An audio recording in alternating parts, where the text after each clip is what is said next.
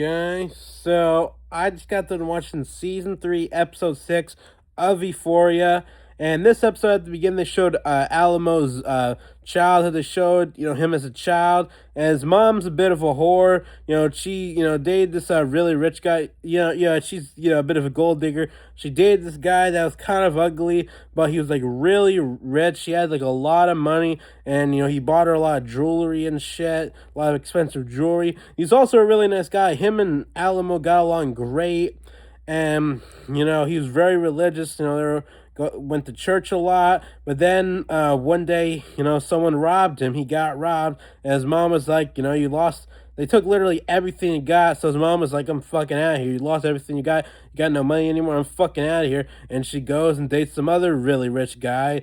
But yeah, she's a fucking gold digging, money grubbing whore, and that's probably where he gets his love for money from. Because when the dealing people, robbed the strip club, he was pretty mad and almost killed Rue because of it. But then they worked out a deal with them and had Lori and the other guys meet him at his house to discuss everything. And got a little intense. I thought I thought Alamo was just gonna fucking kill all of them. I thought that's how it was gonna end, but it didn't. It got a little close at one point, but yeah, it didn't. That's not what happened. But yeah, they discussed everything. Then they and yeah, and all that stuff. And then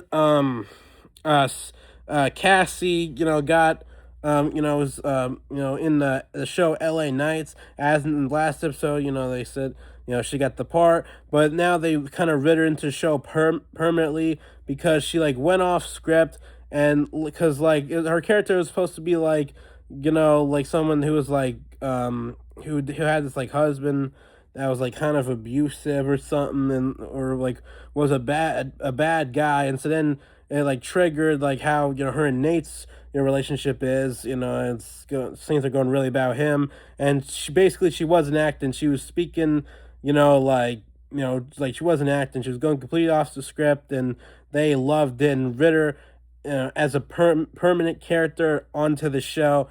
But they said for them to do that, she has to delete her OnlyFans. And so that's what she did. She deleted her OnlyFans, and she was hesitant at first, but she did it. And yeah, another great episode of Euphoria. A lot of crazy stuff happens as always. Probably not as crazy as the other episodes, but still, yeah, definitely a bit crazy. I definitely recommend it.